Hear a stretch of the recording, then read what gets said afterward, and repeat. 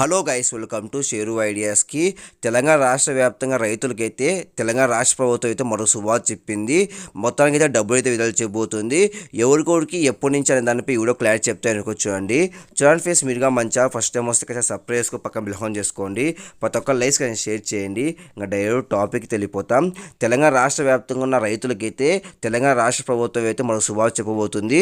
మొత్తానికి అయితే రైతు భరోసా సంబంధించిన డబ్బులు అయితే విడుదల చేయబోతుంది. మనకైతే ఇది జూలై లోపు పూర్తి చేస్తారంట. మొత్తానికైతే సంవత్సరానికి 15,000 అయితే డబ్బులు అయితే ఇస్తాం ప్రతి ఎకరానికి అయితే చెప్పారు. మొత్తానికి వాటిలో సగం అయితే విడుదల చేయబోతున్నారు. 7,500 చొప్పున ప్రతి ఎకరానికి.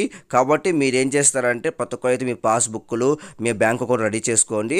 ఇది 5 ఎకరాల లోపు ఉన్న వాళ్ళకి విడుదల చేస్తారు. జూలై లోపు పూర్తి అయితే చేస్తారంట.